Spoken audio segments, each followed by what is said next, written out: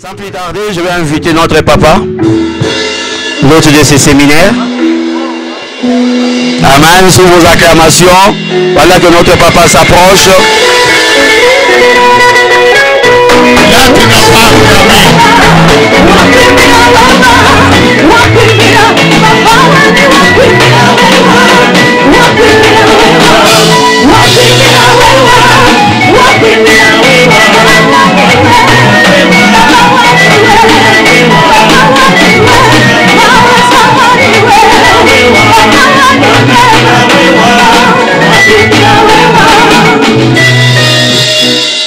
Amen. Maintenant, on va acclamer le roi de gloire. On va acclamer Jésus.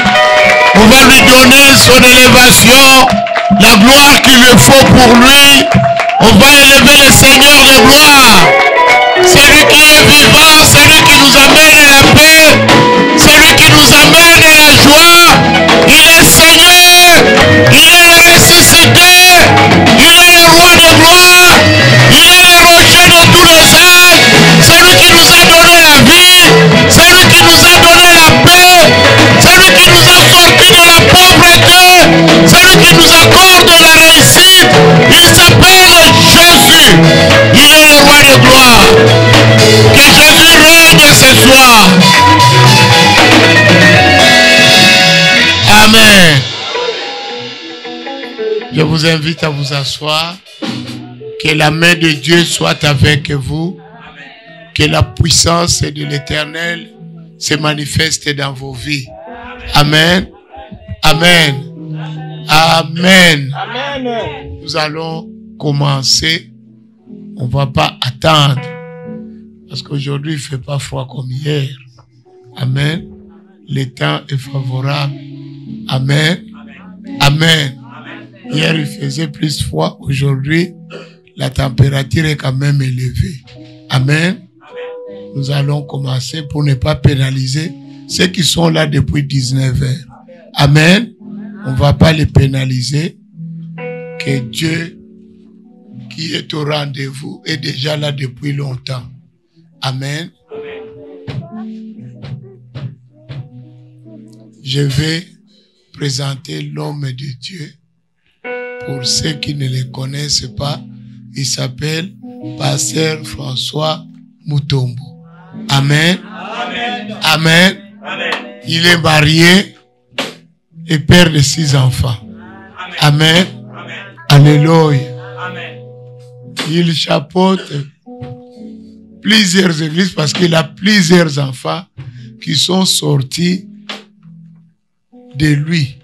Amen. Quand je dis des enfants, vraiment des enfants qui ont grandi dans son église et aujourd'hui ils ont de grandes églises. Amen. Amen. Et qui suivent aussi la voie de leur père. Amen. Le tout, ce n'est pas d'avoir une église, mais il faut suivre encore la voie de qui? Du Père. Amen. Un disciple suit la voie de son maître. Amen.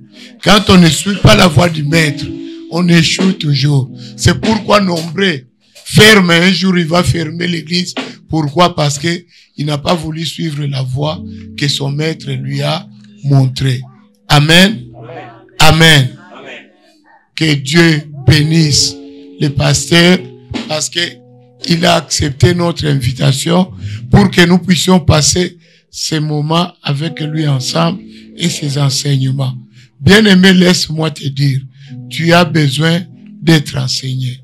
Quelqu'un qui est enseigné ne peut pas être ignorant de ce qu'il est. Amen. Quand on n'a pas assez de connaissances, on est ignorant de ce qu'on est. Amen. C'est un danger quand on ignore son identité. Amen. Alléluia. Vous savez que Jacob, quand il est sorti de la maison de son père, il avait le nom d'Ésaü. Amen. En sortant, quand son père lui a posé la question, comment tu t'appelles? Il a dit quoi? Je suis Ésaü. Amen.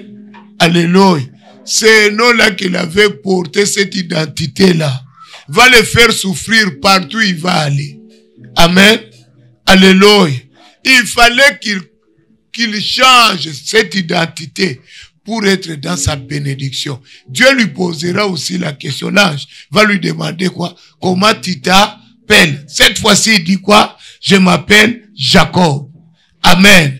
Alléluia. Dieu a dit, tu ne peux pas marcher avec deux identités. C'est pourquoi nous sommes réunis ce soir, pour que nous portons l'identité qu'il nous faut. Amen. Nous ne voulons pas marcher avec l'identité de la confusion. Amen. Nous voulons marcher avec la vraie identité. Celle qui est claire. Celle qui reflète notre caractère. Celle qui reflète ce que Dieu a planifié pour nous. Amen.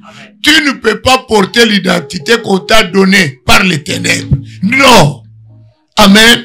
Il faut que tu sors des ténèbres et que tu sois du jour. Amen. Parce que nous sommes les enfants de lumière et du jour. N'est-ce pas? Amen. Ah, vous avez oublié. Hein? Non, tu as oublié. Ah, tu savais? Amen. Que mon Dieu te bénisse. J'invite l'homme de Dieu, le pasteur François.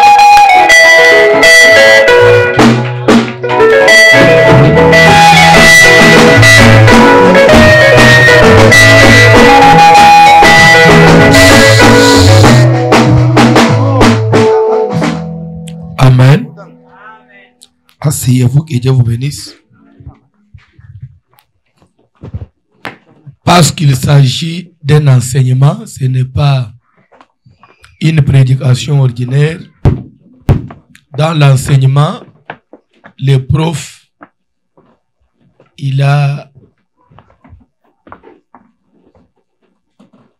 je crois qu'il a la permission de poser des questions. Amen. Amen. Qui peut me faire le briefing de la prédication d'hier? Ce qu'il a pu retenir. L'essentiel. Qui peut essayer? Sinon, je vais moi-même pointer les gens. Si de vous-même, vous ne savez pas le faire, je vais désigner. Mais je voudrais que ça vienne de vous-même. Qui peut essayer? Qui était là hier? Qui n'était pas là hier? Celui qui n'était pas là hier. C'est seulement maman et c'est 2 personnes seulement.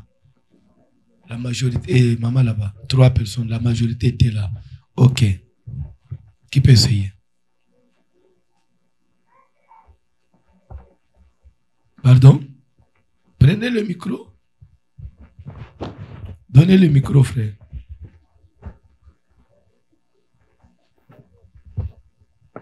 Le sans-fil est là-bas. Donnez le micro sans-fil là-bas. Qui veut essayer? Qui veut essayer?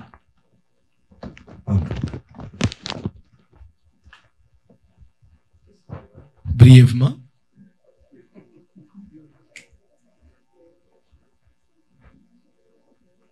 Hier, qu'est-ce que toi tu as pu retenir de tout ce qu'on a dit hier? Tu me dis, c'est magique. Même les grandes lignes seulement. Allez-y, papa. Oui, exactement. Hier, vous nous avez parlé de manifestation d'esprit familial. Donc, vous nous avez donné quelques exemples. Comment on peut attraper ou comment l'esprit, le monde est conçu à partir de l'esprit. Donc, comment l'esprit manifeste dans nous et comment, à partir des sens, c'est qu'on peut retenir aussi qu'on voit ou c'est comme un tableau de bord dans nos vies. Donc, vous nous avez aussi montré à partir de l'esprit, tout est conçu à partir de l'esprit. Dans l'esprit que nous, on ne voit pas. Donc, à partir de l'esprit, c'est qui sont conçus et puis les lendemains, on peut voir ça physiquement. Bref, c'est ce que j'ai compris dans le message d'hier. Qui encore?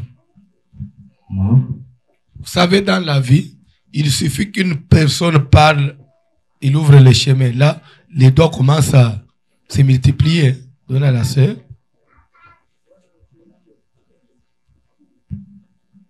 Hier, ce que j'ai retenu, c'est que vous avez parlé de songe. Vous avez dit que le songe, c'est le langage de Dieu. Vous avez donné l'exemple du roi Nebuchadnezzar. qui avez eu le songe et vous avez vraiment dit de ne pas négliger les songes qu'on a pendant que l'on dort, parce que c'est aussi le langage de Dieu. Alors, moi, c'est ça que j'avais été. Vous avez parlé du songe et des visions qui sont un langage de Dieu. Toi, tu as plus retenu que si les songes. Ça, les sœurs, ils ne peuvent retenir que ça, parce que ils ont besoin que Dieu leur parle, que Dieu leur oriente. Qui encore? Papa, essaye. Merci, papa. Hier, vous avez présenté, c'était le jour 2, sur la manipulation des esprits. Vous avez présenté l'influence du monde spirituel sur la vie. Et vous avez insisté, en commençant avec l'exemple des enfants d'Isaac, comment est-ce que l'aîné a perdu son droit d'aînesse? Comment est-ce que Dieu avait déjà donné la prédestinée à leur maman en disant que dans votre ventre, vous avez là 2 nations qui se battent. Spirituellement, c'était déjà révélé. Et quand les enfants ont grandi, il est venu le moment où Isaac devrait bénir ses enfants et il a fait envoyer son fils pour qu'il lui prépare un repas et qu'il vienne le bénir. Et à cette occasion-là, ce qui avait été prédit à la maman s'est réalisé, puisque cette inspiration-là, par exemple, comment est-ce que la maman a eu l'inspiration de dire, je dirais à mon 2e fils, d'aller chercher, lui préparer, d'amener le repas à son père, lui couvrir de la peau d'une bête, afin qu'il reçoive cette bénédiction. Et comment est-ce que, même dans leur conversation, les deux frères, comment est-ce que l'aîné est venu donner facilement son droit d'aînesse à son frère, juste puisqu'il cherchait à manger? Donc, c'était déjà quelque chose qui était prédestiné. D'où la démonstration que le monde spirituel influence le monde physique. Vous êtes allé plus loin pour dire que, ça c'était dans la lecture du livre de Job, que on ne peut pas juger Dieu, puisque Dieu, il est juste. Ce qu'il a dit et ce qu'il a fait est juste. En cela, l'ami de Job a rappelé à Job, tu ne peux pas juger Dieu pour dire qu'il est méchant ou il t'a abandonné. Toi, tu te trouves un homme juste. En cela, il a montré que Dieu te parle d'une façon comme d'une autre, à travers les songes, à travers les visions.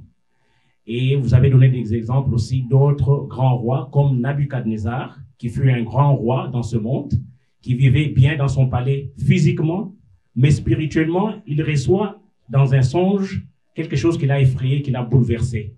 Il a même fait convoquer plusieurs de ses mages pour qu'ils viennent résoudre ce problème-là. Bref, en résumé, c'est l'influence du monde spirituel sur le monde physique. Et vous avez précisé aussi que on peut pécher, même si on garde une vie de sanctification physique, on peut même pécher spirituellement. Comment? Lorsque, au niveau de notre intelligence, on développe ces pensées qui sont négatives, qui influencent notre corps, si bien que notre esprit en dormant va commencer à exécuter certaines choses auxquelles on pensait quand on était encore éveillé. Bon, ça c'est ce que j'ai retenu en tout cas. Qui peut donner vraiment des précisions? Qui peut être vraiment précis? Précis et clair. Hier, vous avez parlé sur la manipulation des esprits et plus précisément, vous êtes un peu accentué sur le livre de Job 33 parce que vous voulez nous parler que Dieu parle d'une manière ou d'une autre, parce qu'il y a des chrétiens qui pensent qu'ils peuvent pécher seulement dans le physique, mais aussi qu'on peut pécher dans le spirituel. Et aussi, vous nous avez dit qu'il y a 2 raisons pour qu'on puisse être visité par les maris de nuit et femmes de nuit. Vous avez parlé du physique et aussi, vous avez parlé de la possession, la visitation d'un esprit. Et aussi, vous avez dit que le songe, c'est comme une caméra pour un chrétien. c'est un caméra pour un chrétien. Et vous nous avez dit de travailler plus sur le spirituel au lieu de travailler sur le physique. Parce qu'il y a des fois, nous pensons plus au bien matériel, aux choses visibles. Et nous ne nous fixons pas sur les choses invisibles. Et vous nous avez aussi dit que si notre esprit n'est pas libéré, c'est pour ça que nous devons travailler sur l'esprit. Si c'est pas libéré, nous ne pouvons pas voir Dieu, parce que notre esprit doit être libéré. Travaillons plus sur l'esprit. On peut être à l'église, on peut prier, on peut modérer ou faire des choses à l'église, servir. Mais si notre esprit, comme dans nos songes, c'est ce que l'ami de Job lui disait, il faut regarder ses songes. Si dans nos songes, nous sommes enfermés ou emprisonnés ou ligotés quelque part, même si dans le physique, on fait tout à l'église, on n'est pas libre, parce que notre esprit doit être libéré. C'est ce que Dieu veut pour nous. Amen. Vous allez très loin pour rien. Vous êtes tous allés très loin. Bref, hier, j'ai pu démontrer ceci. D'abord, notre thème, c'est la manipulation des esprits familiers. Là, dans ces thèmes, nous avons des éléments essentiels. D'abord, il y a manipulation, il y a esprit. Quand on dit manipulation, donc manipuler, c'est un verbe d'action. Je crois que c'est ça. C'est le fait d'influencer, le fait d'utiliser, de manipuler les esprits. Donc, il y a une force quelque part qui fait quoi? Qui utilise les esprits. Vous savez, s'il faut bien comprendre le thème, il faut commencer par là. Un verbe d'action. Donc, c'est-à-dire, il y a une force qui est en train de faire quoi? Utiliser les esprits. Ces esprits-là sont manipulés par une force. Manipulation des esprits. Et après manipulation, il y a esprit. Nous avons deux éléments. Il y a manipuler et esprit. Esprit aussi, vous devez comprendre, esprit c'est quoi? Et cet esprit qui est manipulé doit être manipulé par qui? Avant qu'on y arrive, hier j'ai pu démontrer ceci. Vous devez d'abord comprendre que nous sommes dans un monde physique. Mais ce monde physique qui reçoit des injonctions du monde spirituel. Ce monde physique est commandé quelque part. Si vous allez à la lumière de la parole de Dieu, tout ce qui se fait sur terre vient de quelque part, vient de l'invisible. Tout ce qu'on voit physiquement vient de l'invisible. Amen. C'est comme ça que j'ai commencé à donner quelques exemples pour vous faire voir comment l'invisible commande ou domine sur le visible. J'ai pu donner l'exemple de la famille d'Isaac. La Bible dit, Isaac implora l'Éternel pour sa femme, car elle était stérile. Dieu l'exauça, Rebecca, sa femme, devint enceinte. Et les enfants s'est heurtés dans son ventre. Elle alla consulter Dieu. Et à la prophétie, Dieu lui dira, deux nations sont dans ton ventre et deux peuples se sépareront au sortir de tes entrailles. Là, il s'agissait de deux fœtus qui étaient dans le ventre de Rebecca. Mais les deux fœtus, Dieu parle de deux nations. Donc, au présent, c'était des bébés. Mais Dieu voit déjà des nations. Ce que ces enfants allaient devenir. Pour dire qu'il n'y a pas de hasard sur la terre.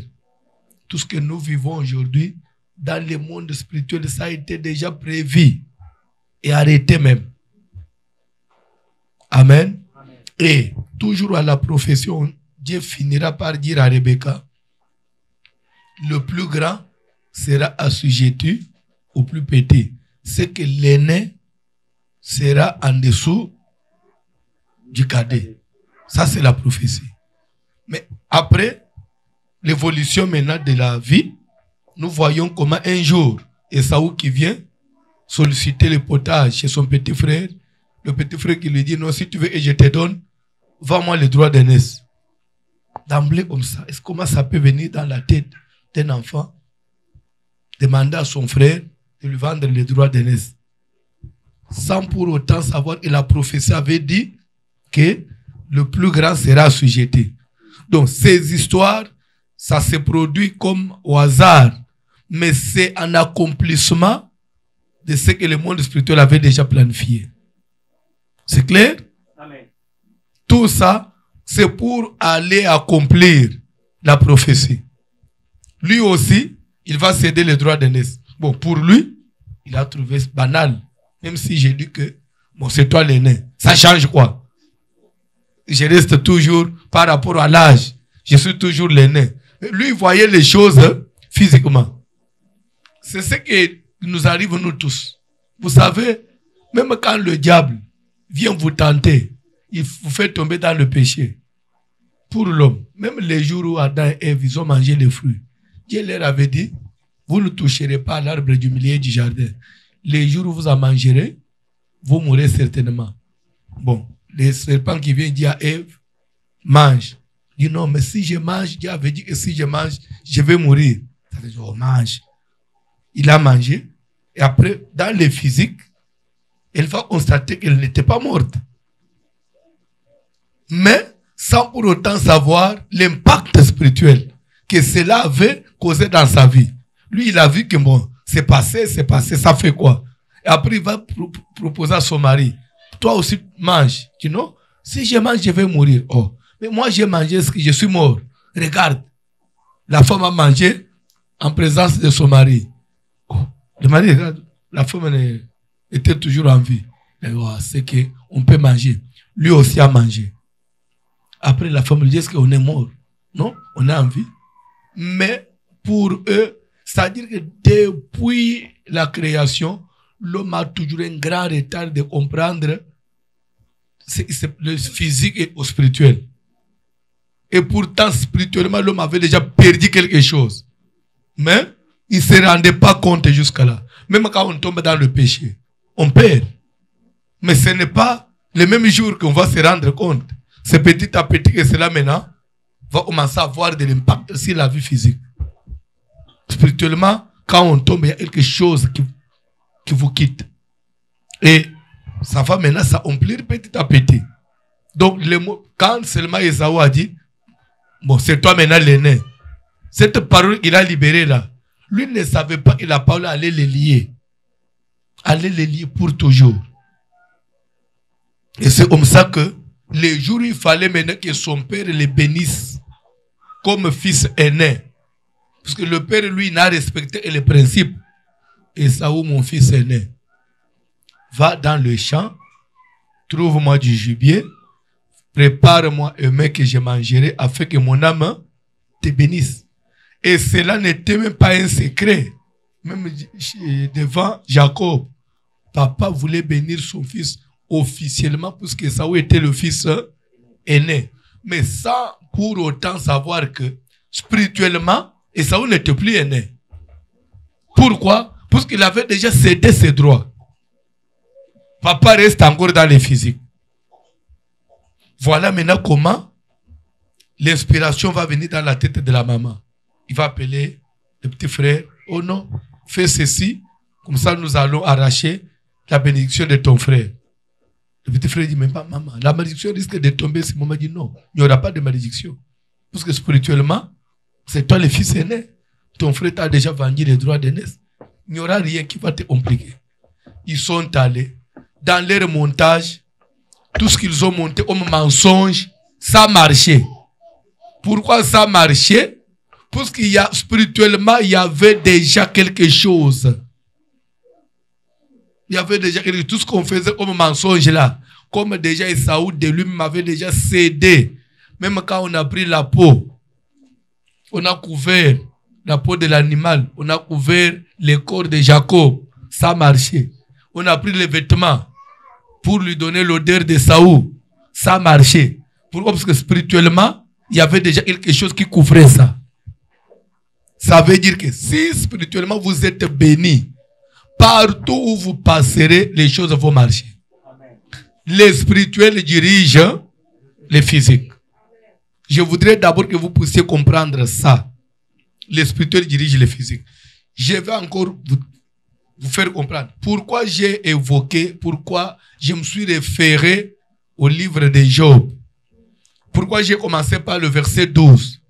Ce n'est pas que je voulais dire autre chose, non. Si j'ai pris Job 33, c'était seulement pour vous faire voir comment le spirituel domine le physique. Là, l'ami de Job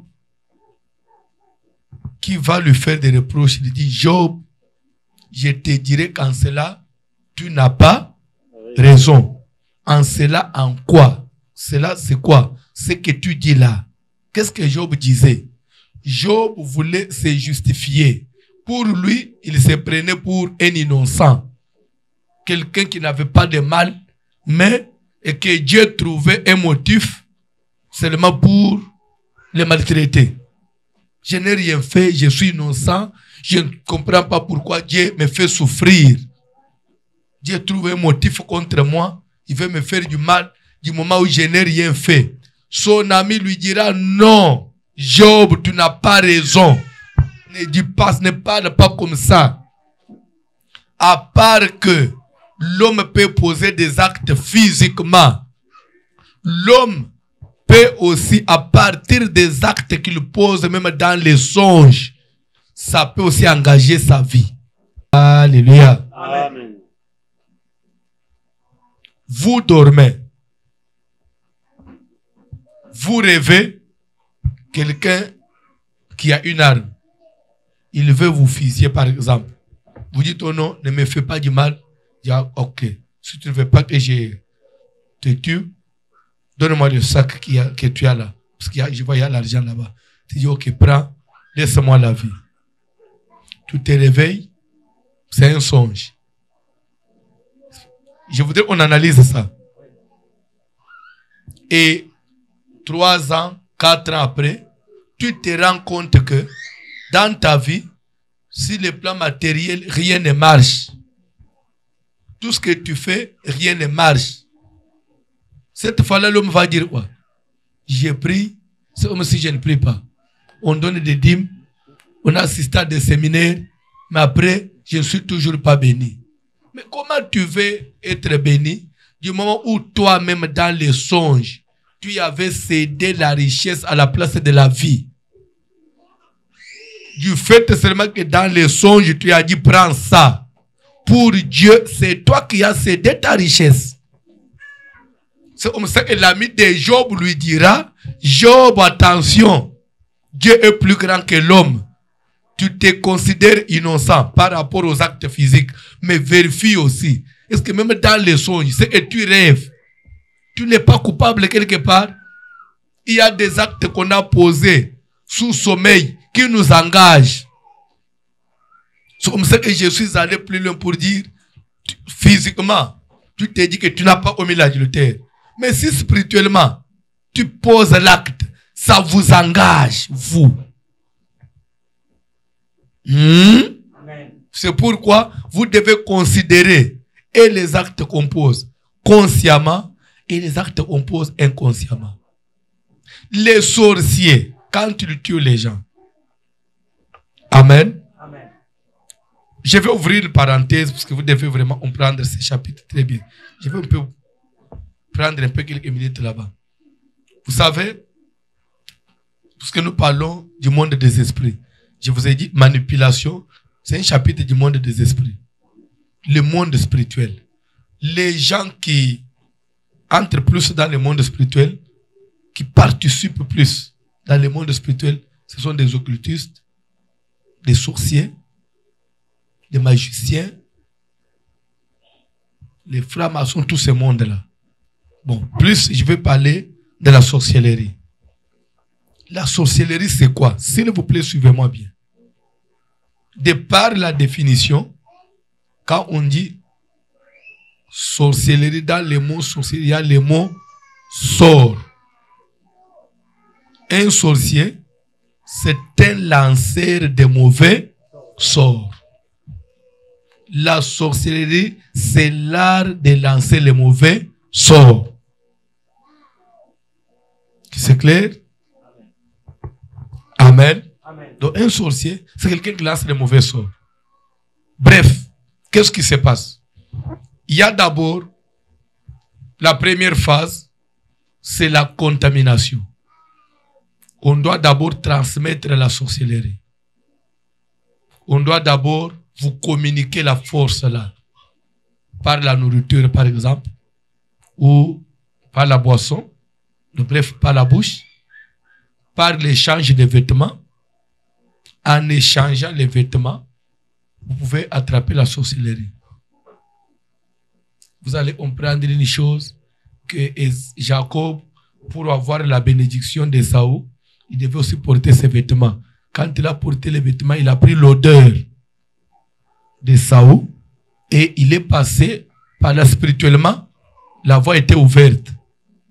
Est-ce que quelqu'un me comprend? Amen. Les vêtements seulement on a pris dans la garde-robe. Il a mis sur son corps et spirituellement, il a eu le passage libre devant son Père. Faites attention avec les vêtements. Ne portez pas les vêtements de n'importe qui. On peut vous communiquer la sorcellerie, on peut vous communiquer, on peut vous transmettre une malédiction à partir des vêtements. Nous, au village, et quand on a vérifié ce que je vous dis, ça s'avère exact. Les mamans avaient l'habitude de dire à nos grandes sœurs, ne portez pas le pagne de n'importe quelle femme, parce que si cette femme-là, pour que tu aies pris son pagne, tu as porté, elle a des problèmes de douleurs de règles, ça va aussi t'attraper. Et c'était vrai. Mais comment vous portez le pagne si elle souffre de règles, vous aussi vous allez en souffrir? C'est que les habits constituent aussi les ponts pour transférer les esprits. Faites attention. Par l'échange des vêtements, on peut devenir sorcier. Par la nourriture ou la boisson, par la salive. Hein? Comment ça s'appelle? Moi, je n'ai pas les termes. Comment ça s'appelle? Par des baisers. Ah. On peut se communiquer la sorcellerie. Pas les toucher. Moi, j'ai eu un cas à l'église. Ça s'est passé. D'ailleurs, c'était le policier qui m'avait amené ça. Dans les bus, dans les autos là, une maman était devant, un papa était derrière, tellement que chez nous, quand on monte dans les autos, on remplit les places assises, on occupe même, on peut, un bus qui peut prendre 30 personnes chez nous, ça peut prendre 60. Pourvu que les gens arrivent, on est coincé là, comme des sardines dans une boîte. Maintenant, pendant que des secousses là, le papa était toujours collé à la maman derrière.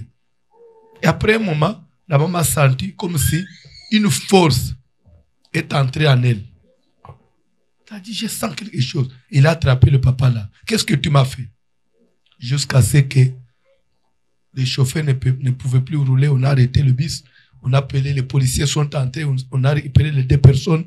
Et le bus a continué sa course. Lorsqu'ils sont allés tellement, on a coincé le papa à la police. Il a dit, à la maman, je t'ai donné la sorcellerie. Mais toi, tu ne me connais pas. Pourquoi tu m'as donné ça? Oh non, j'ai vu l'étoile, il était sur toi. Alors j'avais trouvé et je pouvais travailler avec toi. Je t'ai donné la sorcellerie. Comme les policiers ne pouvaient rien faire, on a conduit les 2 cas à l'église. Voici l'homme, si tu peux traiter ça. On devait maintenant délivrer la maman. Le papa l'a dit, j'ai déjà donné, je ne sais plus reprendre. À moins que vous puissiez la délivrer. Et on allait aussi faire à papa, c'est spirituel. On a laissé le papa partir, on a commencé à délivrer la maman. Donc, par les contacts physiques, on peut vous communiquer la sorcellerie. Est-ce que c'est biblique ou pas biblique? La femme de la perte du sang, elle a touché Jésus et une force avait quitté le hors de Jésus. Par le toucher, on peut communiquer les esprits.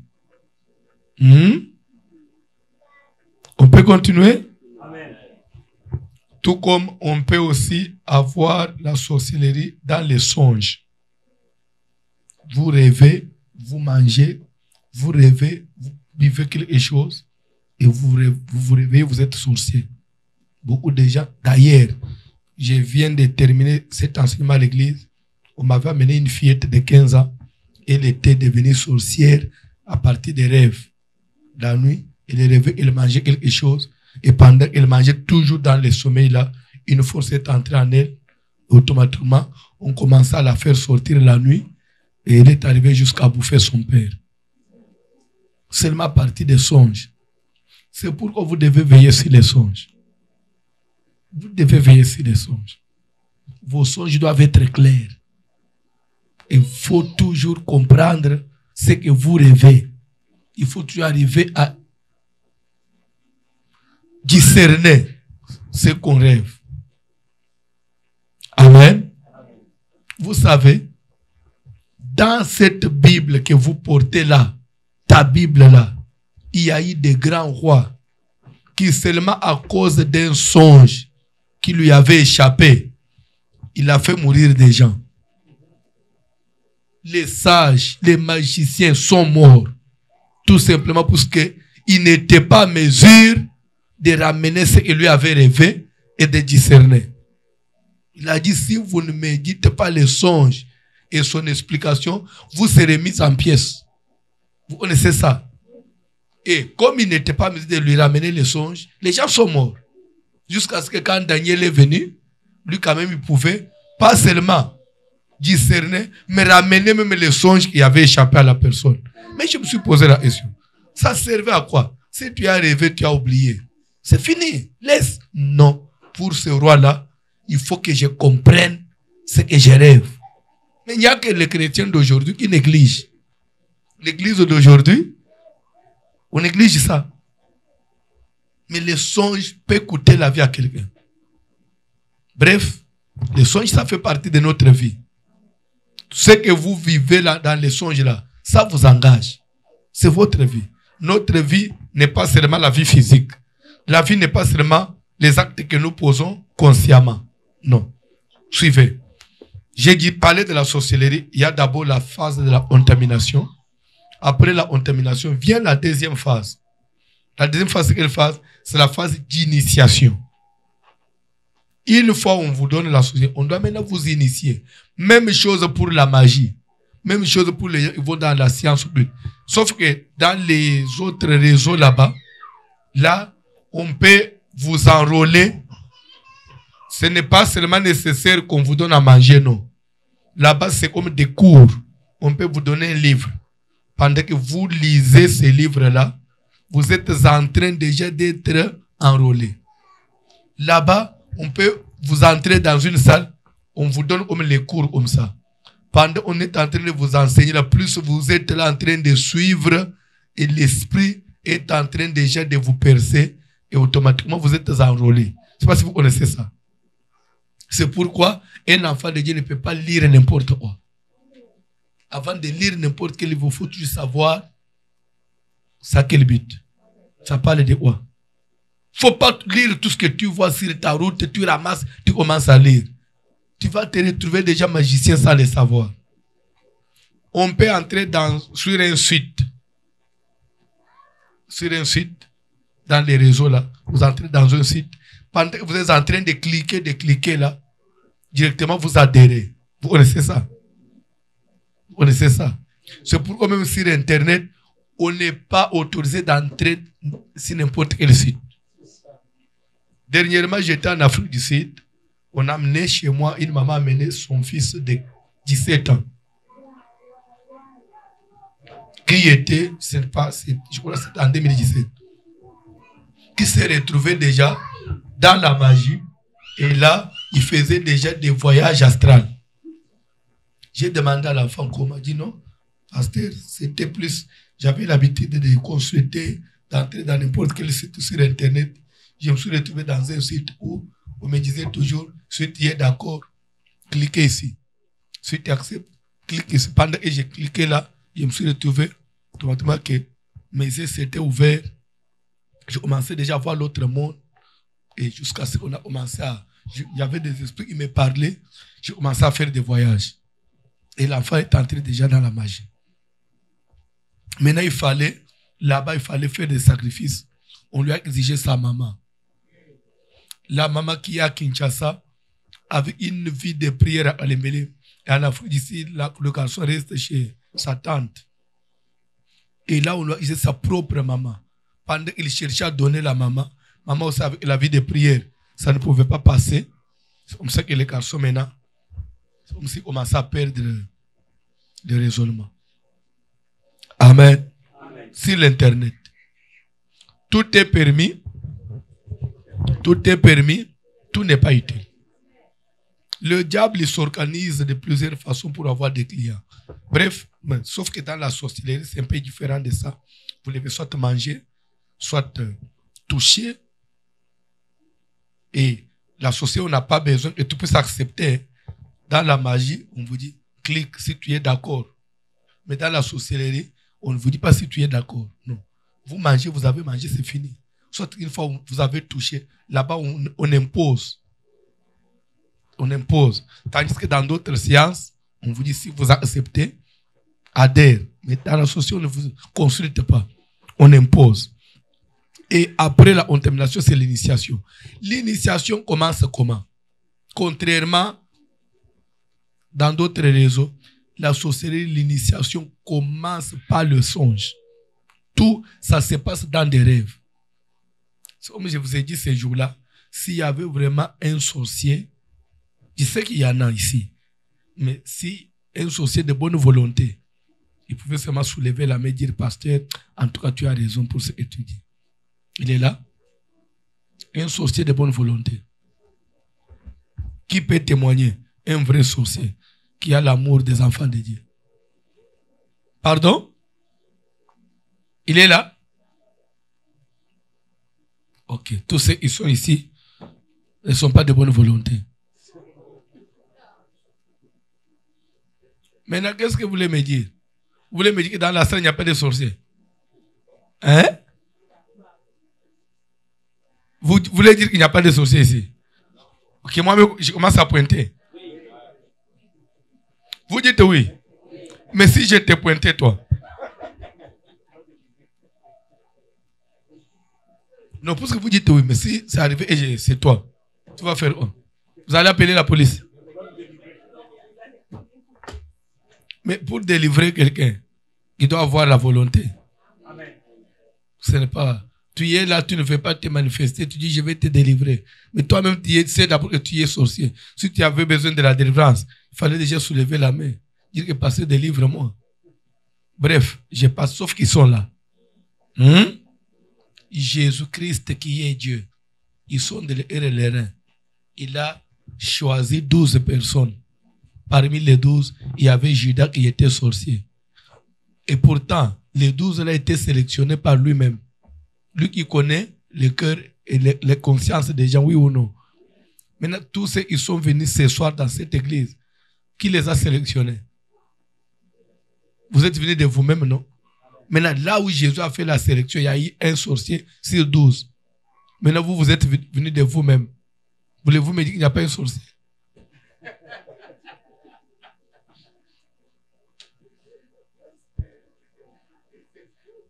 Et si sur 12, il y a eu un. Maintenant, si nous on a 30, il y a combien? Papa, 29. Papa dit si on a 30, il y a 29. Bref, c'est entre nous. C'est entre nous. Apprendre ou à laisser. Mais je sais que c'est important ce que j'ai dit. Faites attention. Actuellement, sur 100 personnes, sur cette terre, 90 sont sorciers. Sur 100 personnes, 90 sont sorciers. Actuellement.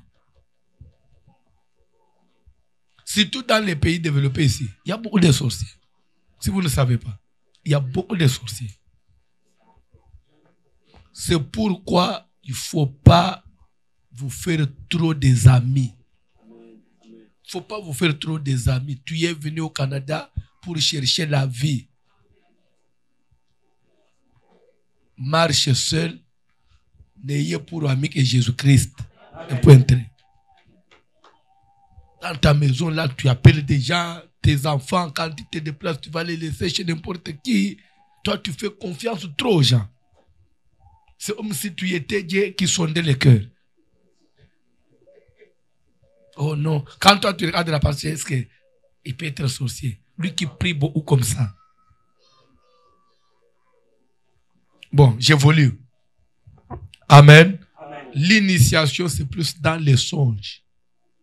Et quand on commence à initier la personne, nous avons 3 phases. Suivez bien.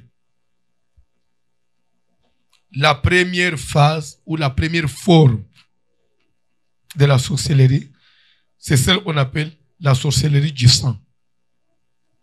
La sorcellerie du sang. La sorcellerie du sang, c'est quelle sorcellerie? La sorcellerie du sang, c'est une sorcellerie. Suivez bien, c'est un enseignement que je donne. C'est une sorcellerie dite morte. C'est une sorcellerie dite morte. C'est une sorcellerie passive.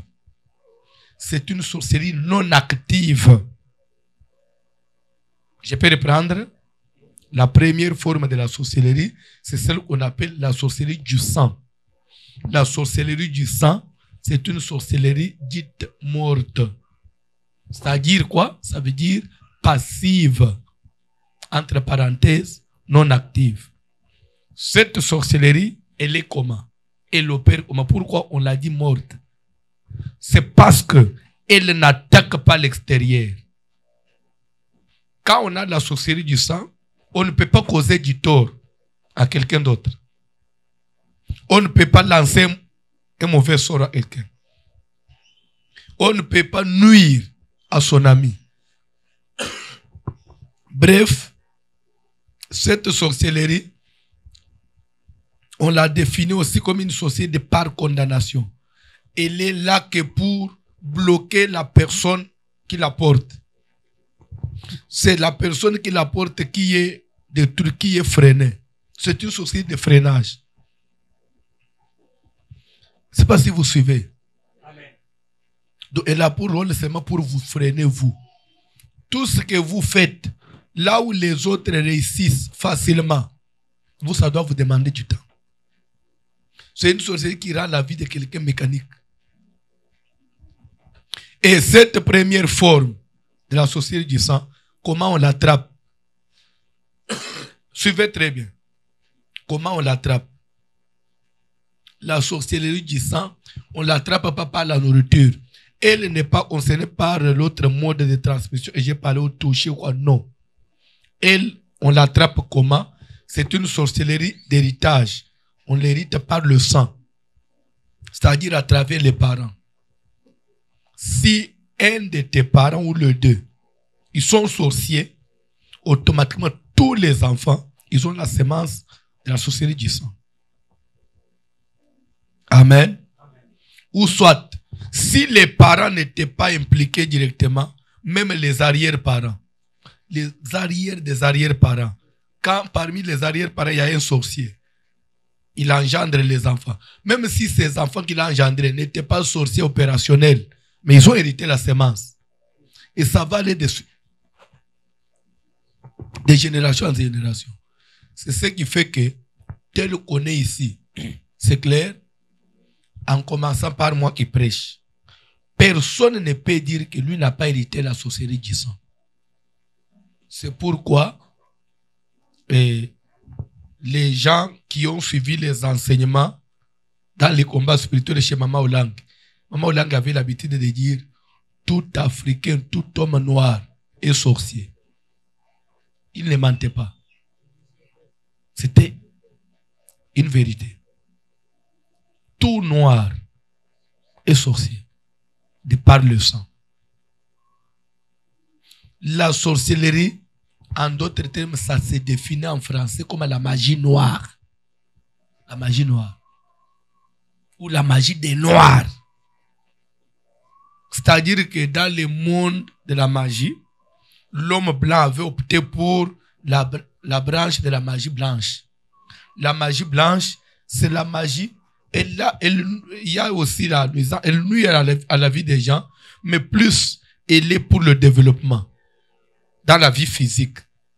Tandis que la sorcellerie, la magie noire, c'est pour enfoncer, pour freiner, pour stopper. Stopper quelqu'un dans la vie physique.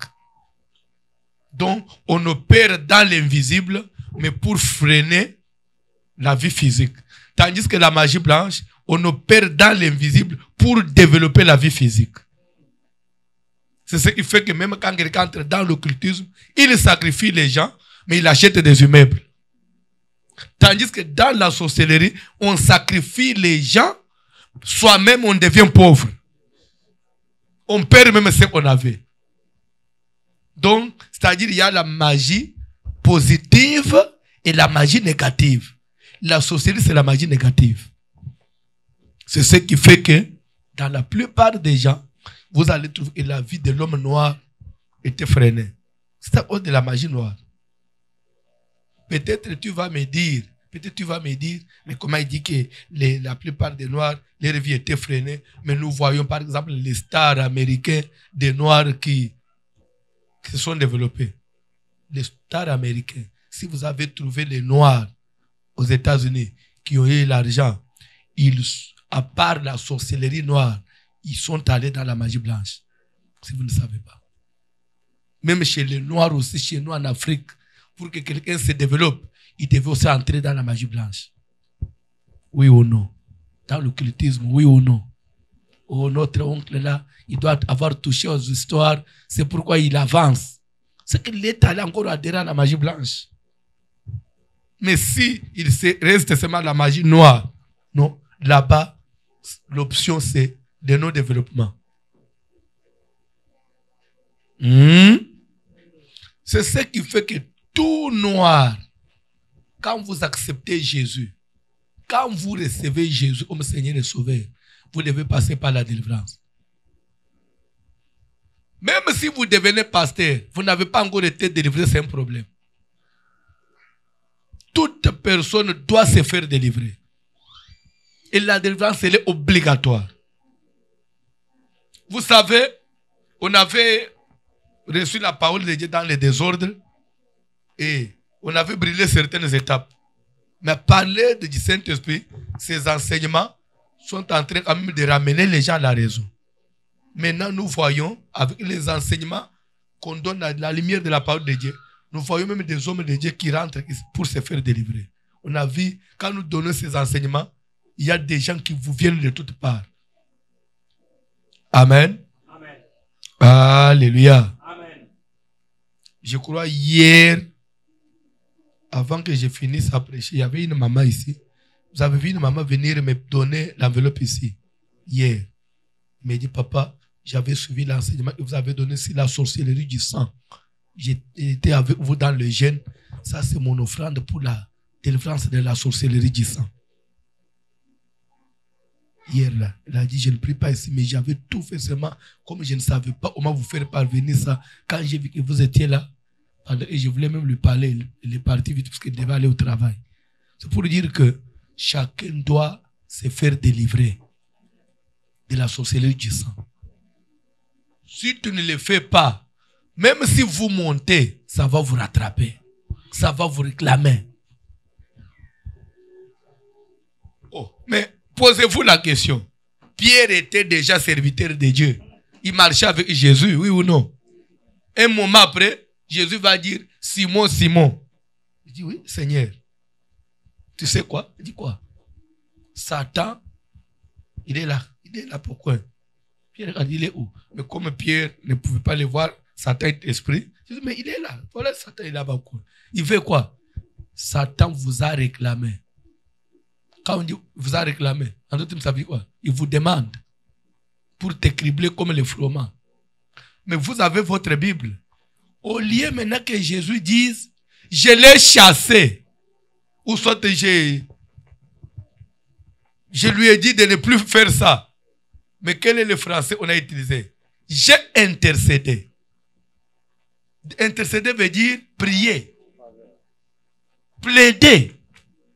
Oh. Jésus, toi tu es Dieu. Moi Pierre, je suis venu auprès de toi.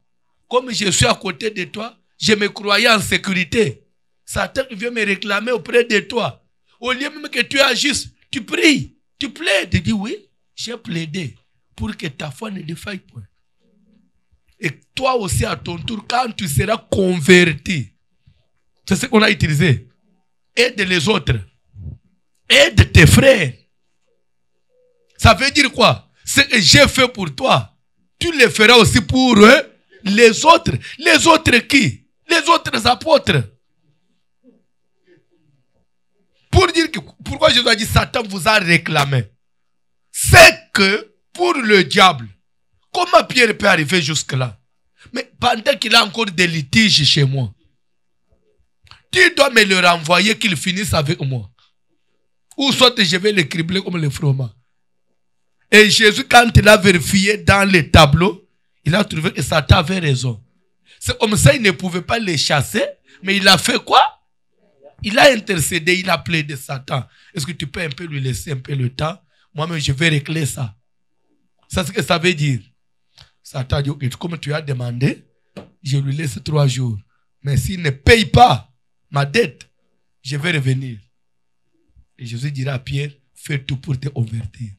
Sinon, s'il revient encore, tu vas partir.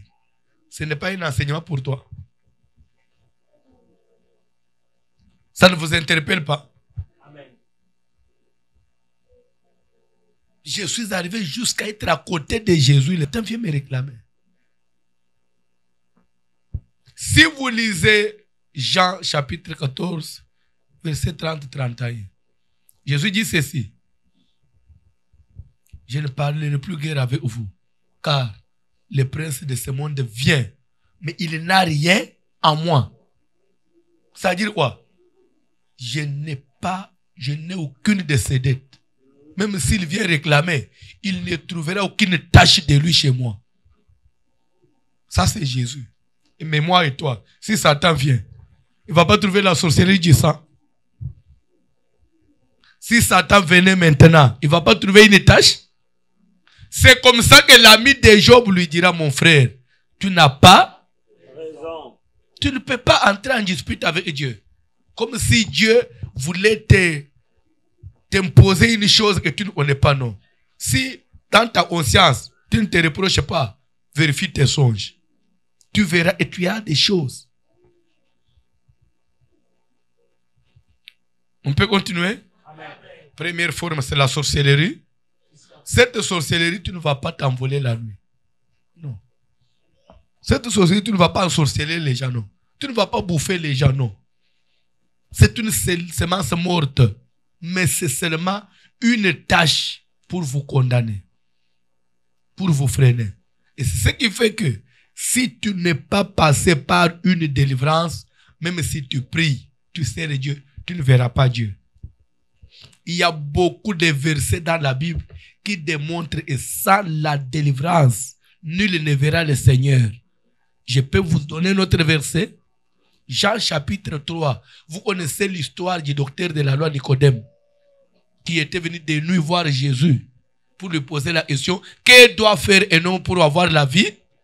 Jésus lui a dit quoi? Si tu n'es pas né de nouveau, en d'autres termes, naître de nouveau veut dire, si tu n'es pas régénéré, tu ne pourras pas voir le royaume. Hein? Ça veut dire quoi? Tu viens seulement brut comme ça. Nicodème, tu viens brut du monde à l'église. Tu commences à servir Dieu. Après, tu verras Dieu.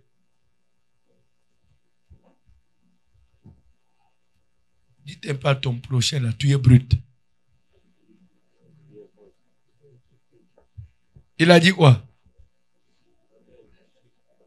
Il faut un travail. Hein?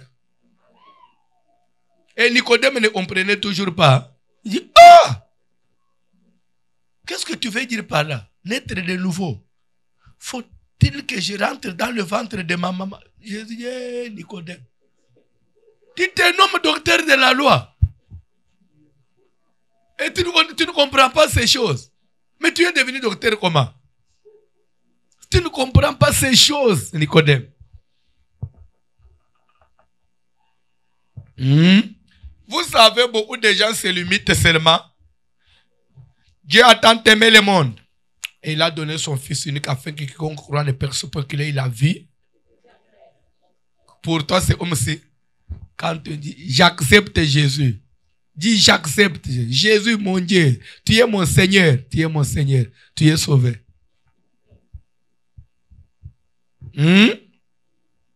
Et pourtant, vous oubliez qu'il y a des préalables. La première des choses, il faut accepter Jésus. Mais ce n'est pas tout. C'est un pas.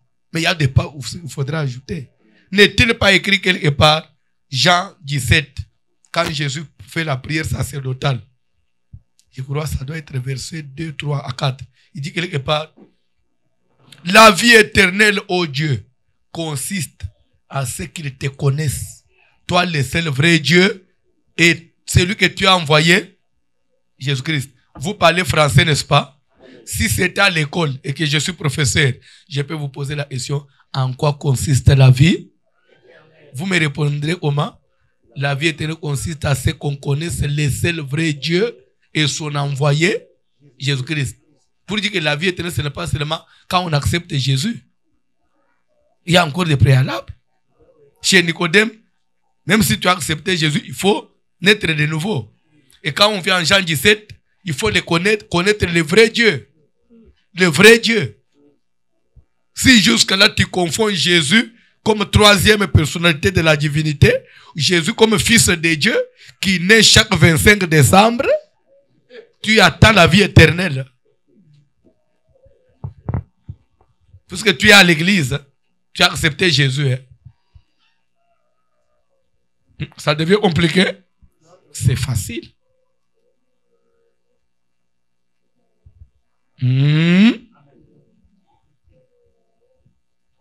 Que Dieu bénisse quelqu'un. Que Dieu bénisse quelqu'un. La délivrance. Une condition sine qua non. Il faudrait que chacun soit délivré de sa nature. Sa nature humaine. Puisque depuis Adam et Ève, l'homme a été vendu au mal. Jésus-Christ, il est seulement un chemin ouvert pour nous ramener à Dieu. Et quand nous nous engageons sur ce chemin, il y a des conditions qu'il faudra remplir. Je suis le chemin, la vérité et la vie. Quand on dit je suis le chemin, ça veut dire quoi? Je suis le conduit, je suis le canal qui vous mène à qui? Mais si quelqu'un s'engage dans un canal et ne marche pas, il va arriver puisqu'il est entré dans le canal. Quand vous vous engagez sur un chemin, il faut marcher, n'est-ce pas? Mais si vous vous engagez, vous ne marchez pas, vous dites que je suis déjà dans le chemin. Vous allez arriver. Jésus n'a pas dit que je suis la destination. Mais il a dit je suis qui conduit vers une destination. Quand quelqu'un entre, il doit faire quoi? Il doit marcher. Toi, tu marches. Maintenant, les pasteurs se limitent seulement. Il n'y a point de condamnation pour ceux qui sont. Mais il est en Christ, il n'a pas marché. Jésus est un chemin. Mais quand vous vous engagez sur un chemin, il faut évoluer. Mais quand on n'évolue pas, vous allez condamner Jésus. Deuxième forme de la sorcellerie. J'ai dit ceci. La sorcellerie du sang, on peut l'attraper par quoi? Mode de transmission. 1. Héritage partir du sang. 2. Puisqu'il s'agit du sang, par une transfusion sanguine. Comment il y a une transfusion sanguine? Raison pour laquelle vous voyez nos frères des témoins de Jéhovah, ils sont contre la transfusion sanguine. Vous connaissez ça? Pourquoi? Puisque même la Bible dit, l'âme de tout être, c'est dans le sang. Quand on vous donne le sang d'une autre personne, on vous donne son âme. On vous transmet l'âme d'une autre personne. Si Dieu avait interdit dans l'Ancien Testament qu'on ne puisse pas manger le sang même des animaux, c'est parce que quand on mangeait le sang, on mangeait les âmes, oui ou non? Et pourtant, toute âme doit passer par un jugement. Mais vous avez mangé ça. C'est que vous serez jugé avec tout ce que vous avez mangé. Mais c'est ça, ce que la Bible dit. Vous ne mangerez pas le sang parce que l'âme de tout être se trouve dans son sang. Mais quand on vous transfuse, on vous a donné quoi? Bref, Est-ce que l'Église doit refuser la transfusion sanguine? Non. On accepte. Mais après la transfusion, il faut suivre la délivrance. Pourquoi? La vie est sacrée. D'abord, sauver la personne. Puisqu'on est délivré et c'est lui qui vit. On te sauve, après on te suit.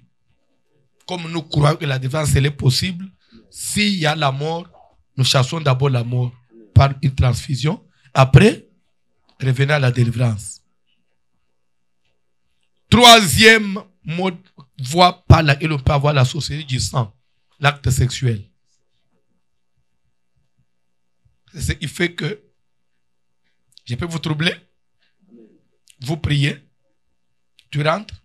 Ton mari, il ne prie pas. Toi, tu as invoqué le feu ici. Quand tu vas avec lui, tu récupères tout ce que tu avais brûlé. Oui ou non? Raison pour laquelle 1 Corinthiens 7, 39, Paul dit, une femme est libre dans le Seigneur de pouvoir se marier avec n'importe qui, seulement que ça soit dans le Seigneur, que celui-là puisse connaître Dieu. Ce n'est pas pour rien la Bible interdisait le mariage entre enfants de Dieu et païens. Est-ce que je t'ai dit d'aller chasser ton mari? Prie pour que lui aussi arrive à se convertir. Sinon, ça sera toujours de retomber, de retomber. Bon, je passe, hein? C'est fort, hein? Bon, pour la sorcellerie du sang, il y a ces voies-là que j'ai évoquées. Seulement ça. Deuxième forme, c'est la sorcellerie active. La sorcellerie du sang, j'avais parlé de la sorcellerie non active ou passive. Maintenant, je vais parler de la sorcellerie active.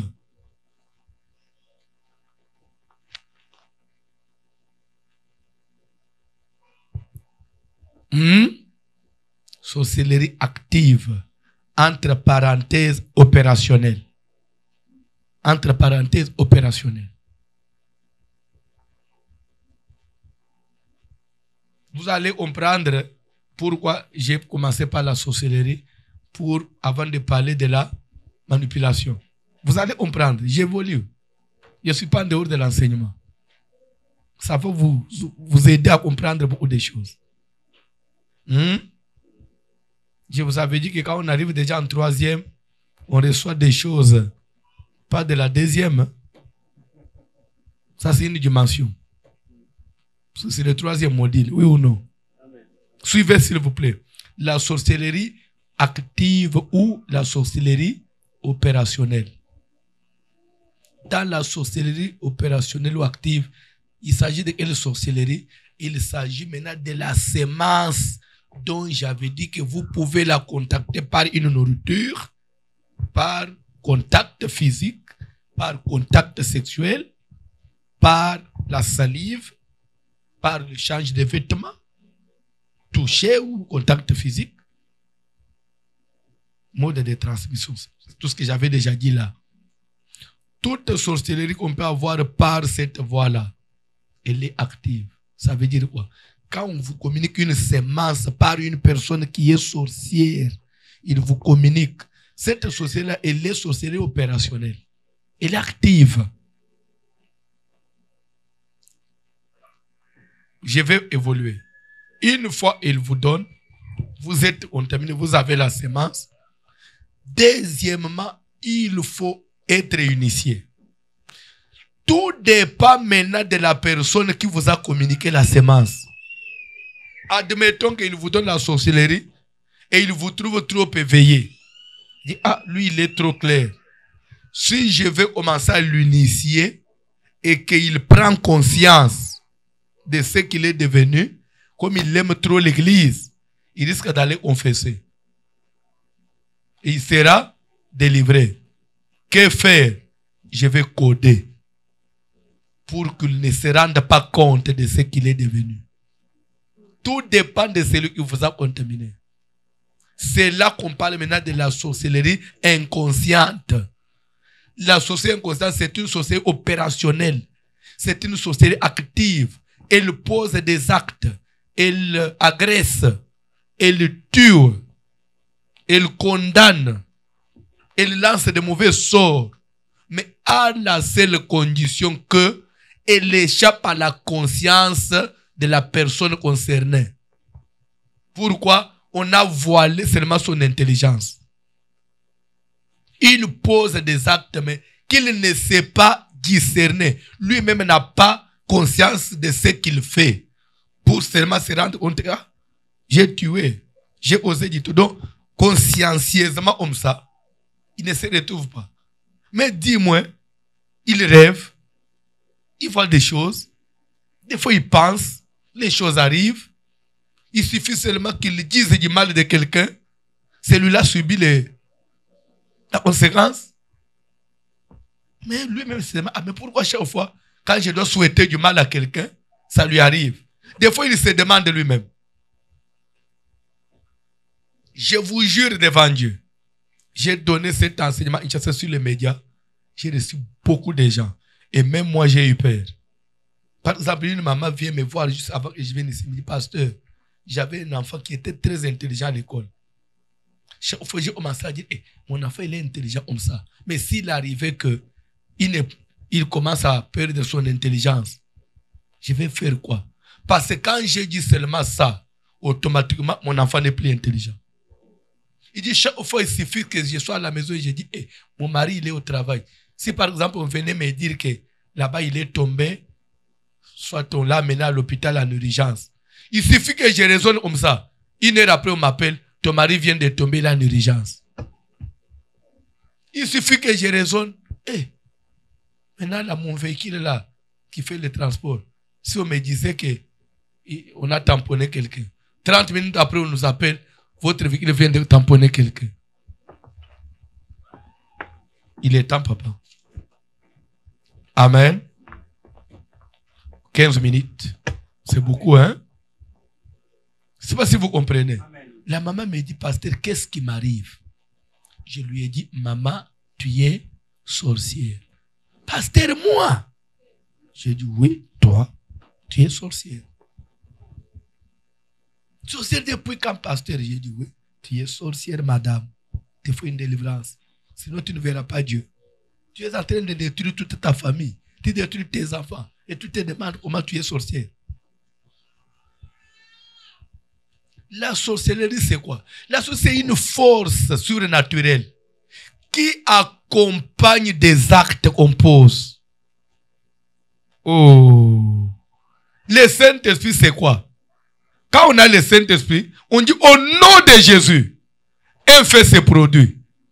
Qu'est-ce qui a fait que le fait pour se produire? C'est la force là qui agit. Quand nous posons, quand nous parlons, quand on agit, la force s'exécute. Quand toi tu dis du mal à quelqu'un, il y a exécution. Qu'est-ce qui a accompli ça?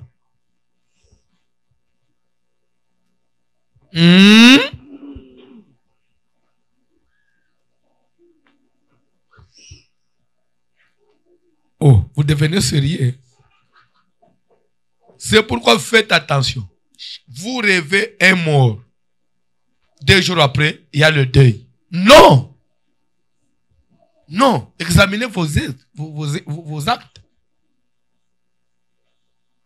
Papa, moi, s'il suffit que je rêve quelque chose. C'est seulement comme j'ai rêvé là. Ok. Admettons que c'est Dieu qui te parle. Quand toi, tu rêves quelque chose, ça arrive. Mais pourquoi c'est toujours dans les négatifs? C'est là qu'il faut se poser la question. Pourquoi c'est toujours dans le sens négatif?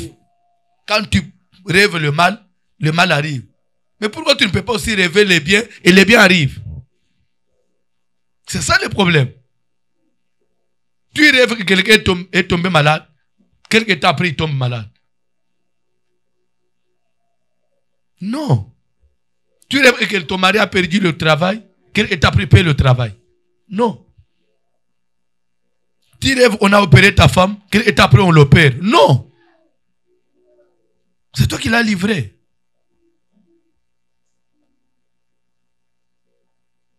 Ne pensez pas que la sorcellerie, C'est seulement, il faut te voir la nuit en train de voler, si des immeubles, et là maintenant je suis sorcier. Non. N'est-il pas écrit, mon peuple périt faute? S'il le connaissait, il n'allait pas mourir. Mais qui lui a privé la connaissance? Est-ce que c'est Dieu? Non. Le diable, il veut travailler dans l'ignorance. Aujourd'hui, avec la montée des églises, le diable, comme il sait que les gens sont en train d'être enseignés, il faut maintenant tout voiler. Et c'est pourquoi vous aussi faites attention. Suivez les enseignements. Observez vos songes. Observez vos songes. Il ne faut pas toujours des rêves. Tu es toujours en famille. En famille. Toi, tu es un enfant de Dieu. Amen. Pourquoi tu ne peux pas rêver? Tu es à l'église. Tu es avec les enfants de Dieu. En famille, là, tu es avec ta famille, là, des païens. Des gens de mauvais état d'âme. Même en français, ne dit-on pas qui s'assemblent? Se ressemblent. Pourquoi toi, tu es toujours avec de mauvaises compagnies? Tu es toujours dans la famille. Tu es toujours avec ta maman. Tu es toujours avec ton père, avec tes frères, tes sœurs, au village. Au Canada, tu as même déjà obtenu la nationalité. Mais rêvez les Canadiens, non? Oh! Comment tu ne peux pas rêver les Blancs? Tu es toujours dans votre maison là. C'est là que se trouve ton esprit. Là où on ramène ton esprit, c'est là que se trouve ta vie. C'est ce que tu es. Dieu parle cependant tantôt d'une manière, l'on ne prend point garde. Il parle par des songes. Hein. Tes songes là, c'est un langage de Dieu. Hein. Ton esprit là est en train d'être manipulé par ta famille. Hein. Vous savez, tellement qu'Israël avait fait pression à Pharaon. Laisse-nous, nous devons partir, laisse-nous sortir, on doit aller servir notre Dieu. Après tout, est-ce que Pharaon dira, ok, Moïse, je vais vous laisser partir, mais laissez tout ce qui vous appartient ici. Et quand vous allez aussi partir, servir votre Dieu, ne vous éloignez pas trop de l'Égypte. Et c'était un piège. Quand Moïse est allé avec les anciens examinés, on laisse tout, on sort. Mais ce n'est pas une sortie. Là, c'est que, là où nous serons là, tout le temps, nous allons commencer toujours à penser Égypte. À penser Égypte. Et fin de fin, on retournera. Et ça, ce n'est pas une libération. Il est rentré dire à Pharaon, si tel est le cas, on ne sort pas. Si toi, tu vois, on t'a libéré, tu es sorti. Mais les rêves, tu es toujours en famille. On ne t'a pas encore libéré. Ils savent même s'ils prient spirituellement, toutes les nuits, il est avec nous ici. Il nous envoie le feu. Mais la nuit, il est avec nous. Le feu là va les brûler aussi. C'est comme ça que nous prions et la vie n'avance pas. Et après, au lieu de comprendre ça, à l'église là, c'est comme si on nous, c'est ça, donne $100, donne ceci. On ne fait que demander l'argent. On ne voit même pas le changement dans la vie. Tu veux voir les changements? Écoute la parole. Amen. On va continuer demain. Lève-toi.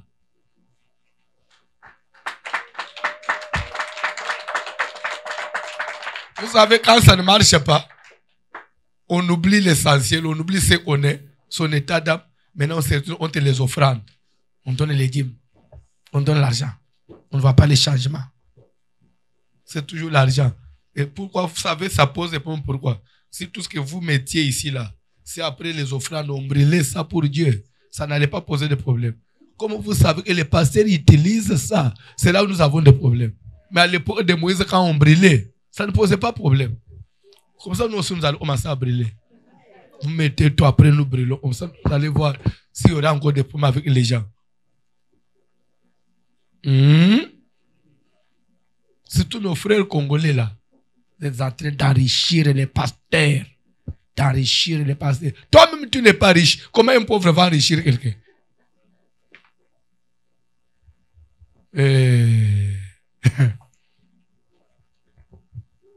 Est-ce qu'on peut acclamer pour le Seigneur? Si c'était que les offrandes enrichissaient les pasteurs, si c'était que les offrandes enrichissaient les pasteurs, on n'allait pas avoir de pasteurs pauvres sur la terre. Parce que tous les pasteurs reçoivent les offrandes, oui ou non? Mais comment les autres ne deviennent pas riches? La richesse, c'est Dieu. Amen. Si quelqu'un avait été appelé à être riche, que vous donniez, que vous ne donnez pas. Oh. Est-ce que les pasteurs ne travaillent pas? Hein? Je vous pose la question, les pasteurs ne travaillent pas. Le pasteur ne peut pas s'acheter une maison parce qu'il travaille aussi. Il ne peut pas acheter un véhicule. Quand vous voyez le pasteur changer de véhicule, nos offrandes. C'est tout. Vous savez, moi, ça m'est égal. Même si vous parlez, je bouffe. Oh, c'est notre droit.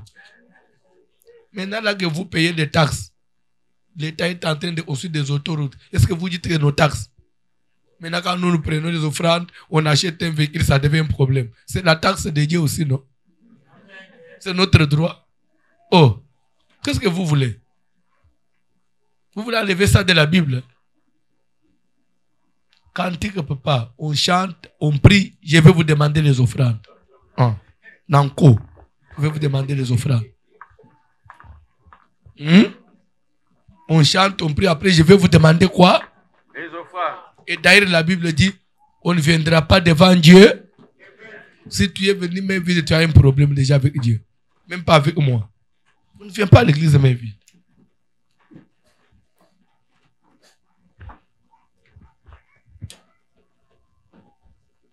Cantique. Aujourd'hui, nous allons prier toute sorcellerie du sang et inconsciente. Il faut que ça parle. Quand je vais parler sur la sorcellerie consciente, après je vais vous maintenant faire le mariage, ça avec la manipulation des esprits. Vous allez comprendre. Faites attention. Cantique, s'il vous plaît. Des méditations.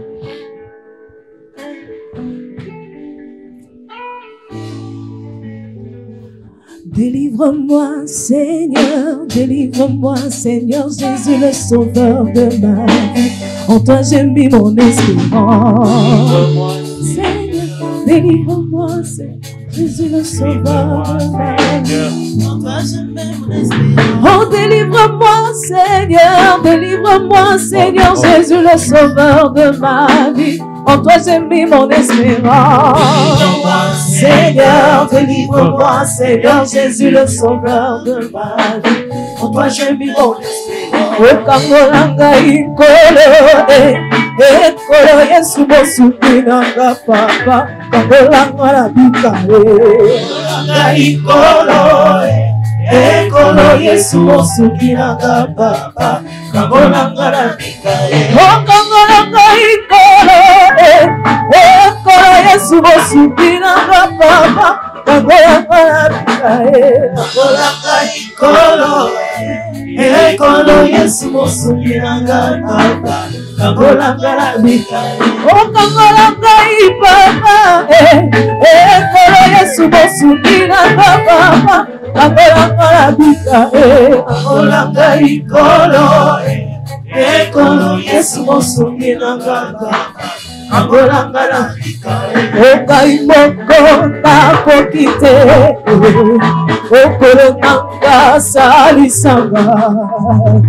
Okaimoko nakokite, okolo nanga salisanga. Okaimoko nakokite, okolo nanga salisanga. Tu prends ta main droite, tu poses sur ta tête et tu vas prier. Demande que le feu du Saint-Esprit puisse entrer en toi, puisse consumer, brûler tout ce qu'il y a comme mauvaise semence dans ton sang. Prions au nom de Jésus. Au nom puissant de Jésus, ô éternel Dieu, laisse que ton sang rentre dans mon corps afin de détruire toute sémence de l'ennemi. Malédiction, condamnation, réclamation au nom puissant de Jésus.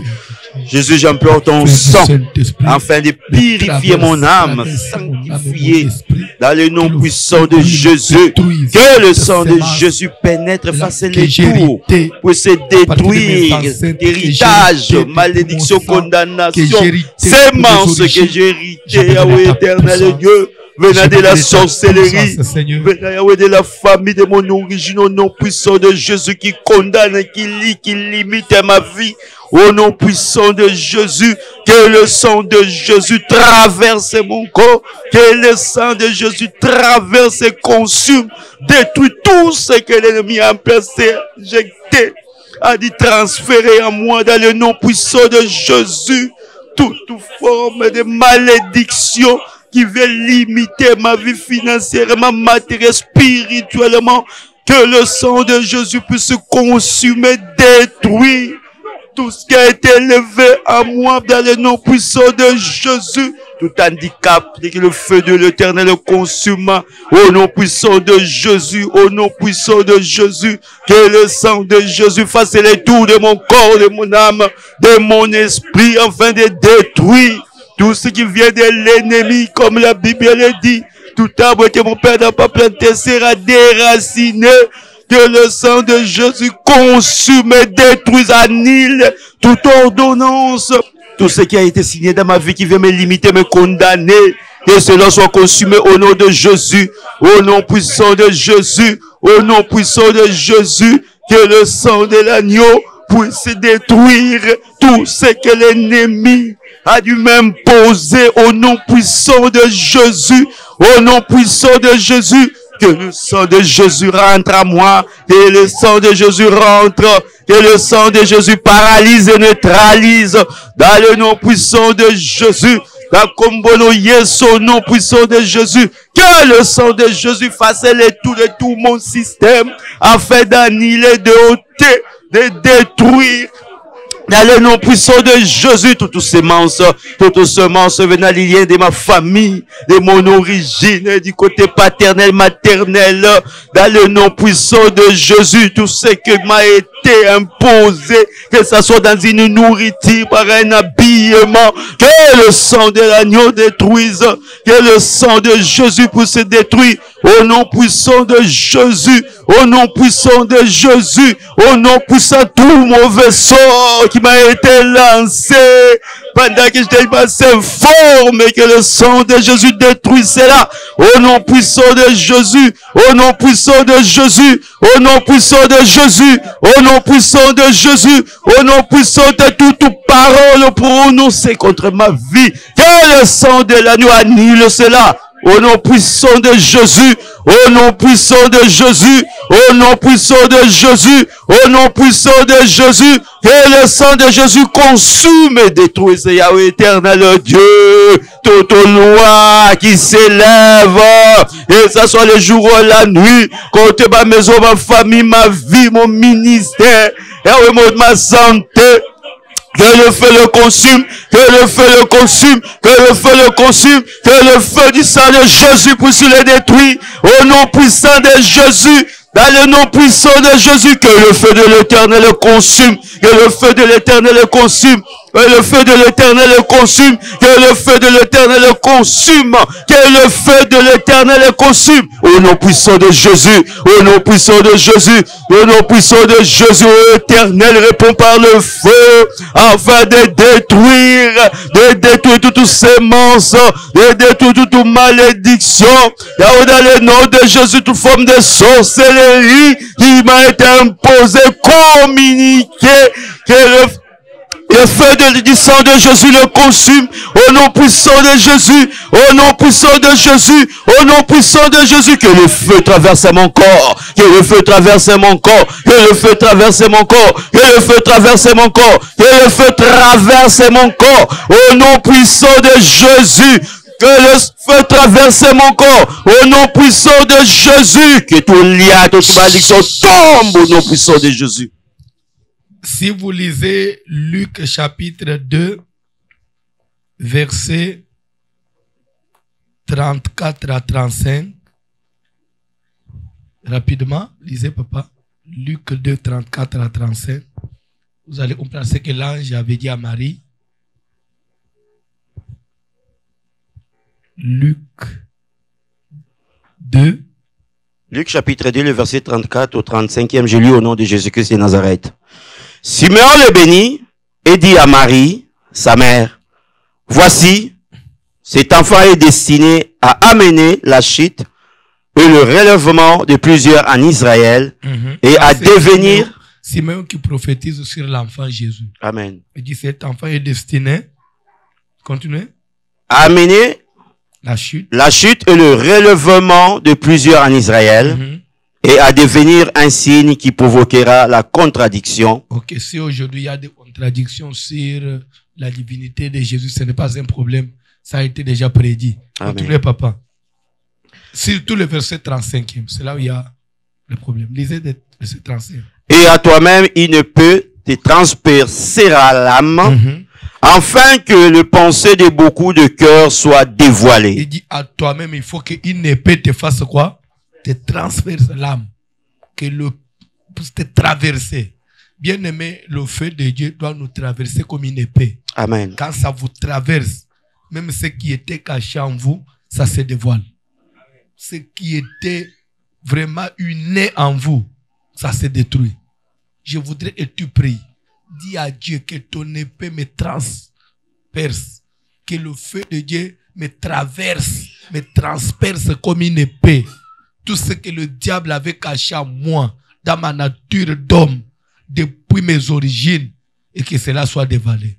Prions au nom de Jésus. Au nom puissant de Jésus éternel, que ton épée me traverse, Yahweh éternel Dieu, traverse, Yahweh éternel, mon âme et mon esprit, afin de détruire toute malédiction, condamnation, au nom puissant de Jésus, au nom puissant de Jésus, au nom puissant de Jésus, au Pagana le Colo, et le feu de l'éternel traverse mon corps, afin d'ôter toute malédiction que j'ai héritée, que le feu de l'éternel puisse percer, puisse traverser, puisse détruire dans le nom puissant de Jésus, au nom puissant de Jésus, au nom puissant de Jésus, Yahweh, que tout ce qui a été caché soit dévoilé, tout ce qui lui condamne, limite ma vie, soit dévoilé, au nom puissant de Jésus, que le paix de l'éternel, que le paix de l'éternel, que le paix de l'éternel, dans le nom puissant, se perce mon cœur, au nom puissant de Jésus, au nom puissant de Jésus, Yahweh, j'implore que ton épée céleste, de percer, de traverser tout mon corps,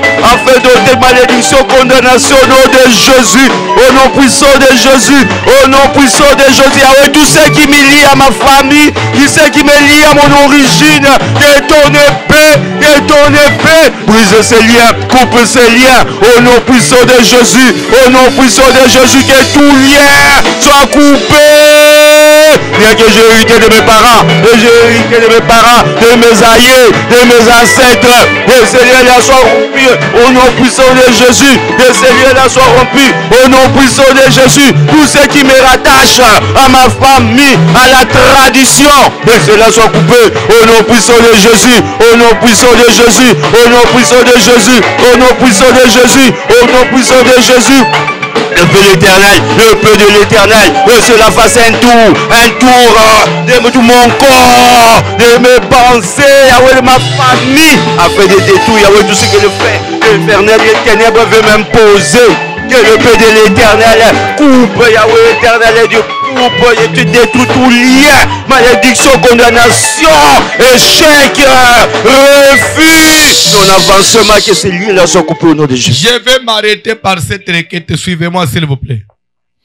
Toute la Bible que nous avons là, elle a été conçue à partir de la vie d'un peuple.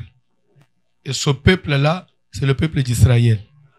Rappelez-vous, Israël appartient à Dieu, c'est le peuple de Dieu depuis les origines de leurs ancêtres. Ils étaient déjà enfants de Dieu à travers Abraham, Isaac et Jacob. Oui ou non? Et la vie d'Israël avec Dieu, ça commence à partir de l'Égypte. C'est pourquoi même la Bible commence déjà, Moïse commence à partir de l'Égypte, Exode. Ça commence à partir de l'Égypte.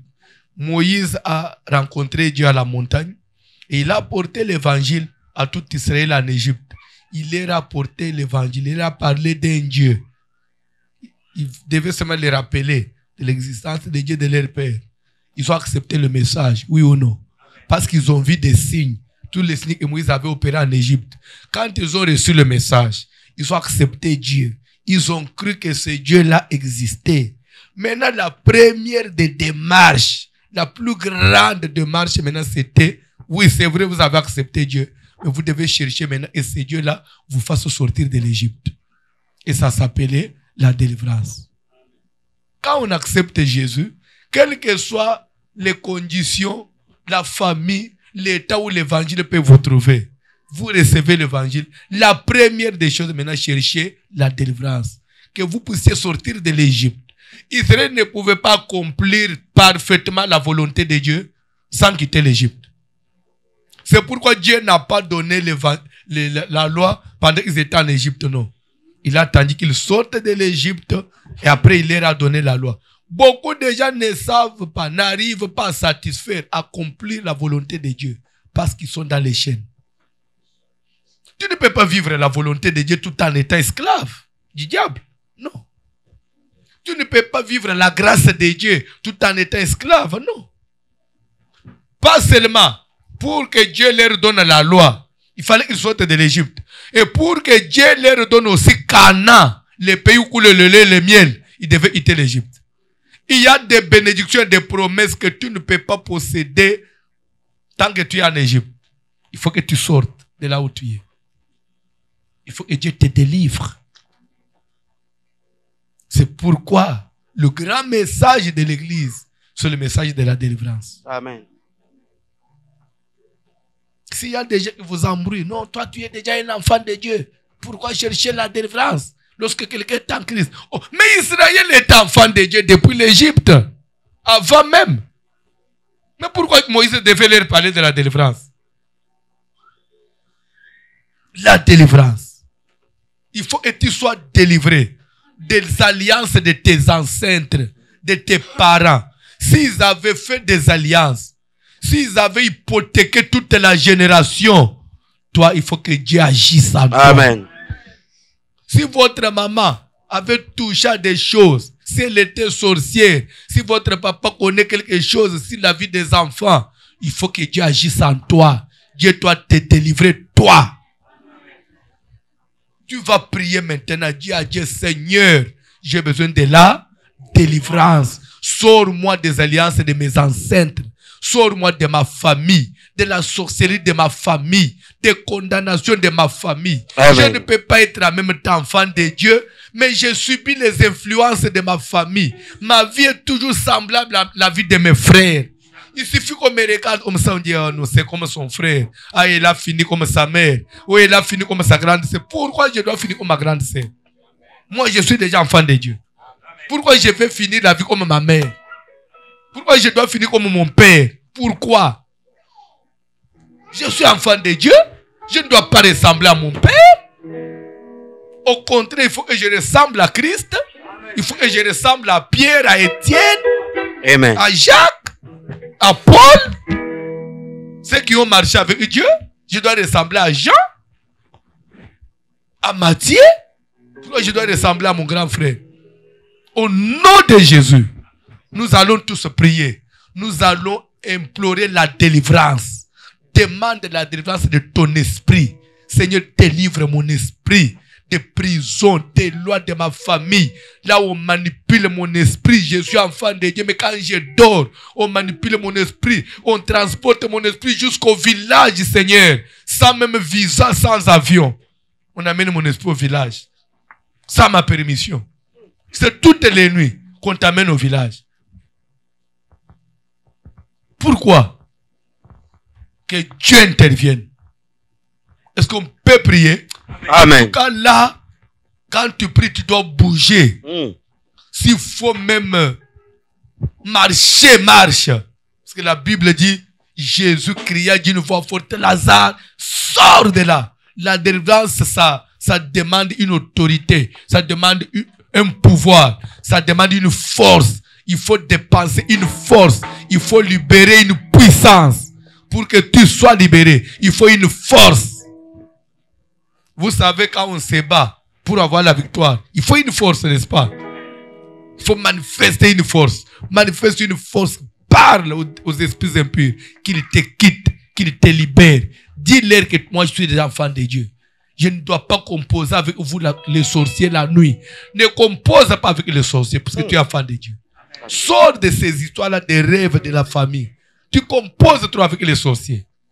Parle à Dieu. Que le feu de Dieu te sépare de ta famille. Prions au nom de Jésus. Au nom puissant de Jésus, Yahweh, ouvre-moi, Yahweh, éternel, que ton feu me sépare. Que je sors Dieu de tout endroit. Que les ténèbres, la famille, la coutume imposée au nom puissant de Jésus. Je meurs avec un flot au milieu imposé. Et que je sors au nom puissant de Jésus. Délivre mon âme, délivre mon âme, délivre mon âme, délivre mon âme, au nom puissant de Jésus, au nom puissant de Jésus, au nom puissant Yahweh, je vais réclamer ma délivrance, ma délivrance, ma délivrance, ma délivrance, je renonce, je refuse, je m'oppose à toute vie de conformité, à mes parents, dans le nom puissant de Jésus, au nom puissant de Jésus, au nom puissant de Jésus, au nom puissant de Jésus, au nom puissant de Jésus, au nom puissant de Jésus, ta main, donne-moi ta main, Yahweh, et je sors de tout milieu, de tout lieu, de tout endroit que va m'imposer la coutume et la tradition, dans le nom de Jésus, que je sors tout lieu, toute force, qui m'amène, loin de toi Seigneur, qui m'éloigne, qui me fait voyager, que de l'éternel, que le feu de l'Anzamé, que le feu consume, que le feu consume, que le feu de l'éternel consume, que le feu consume, que le feu consume, que le feu consume, au nom puissant de Jésus, que le feu de l'éternel, que le feu consume, au nom puissant de Jésus, tout encore, tout endroit, tout milieu, dans une bouteille, dans une cadébale, moto Nazambé, que le feu consume, que le feu consume, que le feu consume, toute force, toute main noire, tout gardien, démoniaque, qui m'a été imposé, il veut me maintenir en captivité, que le feu de l'éternel. La Bible. Abraham a rencontré le Seigneur pour la première fois dans quel pays, dans quelle ville? En Mésopotamie. Oui ou non? C'est là où il a connu le Seigneur, n'est-ce pas? Mais Dieu lui dira quoi? Sors de la maison de ton père. Va là où moi je vais t'amener.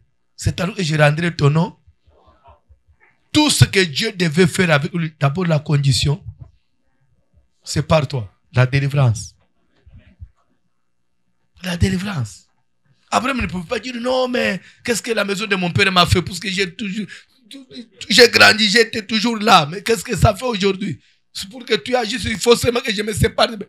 Abraham, va-t'en. Là où moi je vais t'indiquer. Va là où je vais t'indiquer.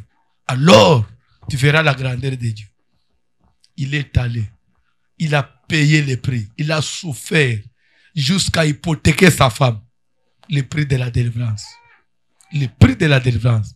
C'est alors que Dieu a manifesté sa grandeur. Il est mort riche. Il a laissé un héritage. La vie chrétienne n'est pas une vie de mendicité. Ne finis pas pauvre. Ne finis pas malheureux. Ne finis pas malheureux sur la terre. On est venu chez Dieu pour être des milliardaires. Si on vous dit que un chrétien doit être pauvre, on vous ment. Ce qui nous retient dans la pauvreté sont les liens de famille. Au contraire, Dieu nous veut riches. On dit à Gaius, je souhaite que tu prospères à tous égards et sois en bonne santé. Mais c'est ça la volonté de Dieu. Dieu, le souhait de Dieu, il veut que nous puissions tous prospérer à tous égards. Tel qu'on est ici, là, dehors, là, des types de valeurs. Même quand quelqu'un passe, il dit, qu'est-ce qu'il y a ici? Il y a une conférence des ambassadeurs ou quoi? Des chefs d'État ou quoi? Non, c'est l'église. Il y a les enfants de Dieu là-bas. Mais quand on vient avec des petites voitures là, qui va même nous regarder? Non, il ne faut pas rigoler, c'est sérieux.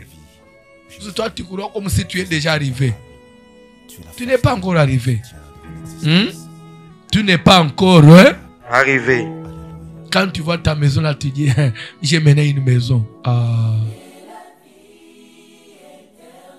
Il y a des païens, les trempes là, des païens qui ont des immeubles. Mais notre Dieu qui s'est fait pauvre à la croix, qu'est-ce qui lui manque pour qu'il nous donne toutes ces choses? Amen. Bref, prends ton offrande. Dis à Dieu, bénis-moi. Prends ton offrande. On a la fin. Oh, on va continuer demain, non? Hein? N'est-ce pas demain vous devez travailler? Hein? Vous ne voulez pas rentrer à la maison? Oh. Vous voulez dormir ici? Qu'on continue la veillée? On va vous tabasser le matin. Il est là-bas. Il a déjà commencé à regarder la montre. Qu'est-ce qui se passe? Il avait dit que ça devait finir à 21h, non?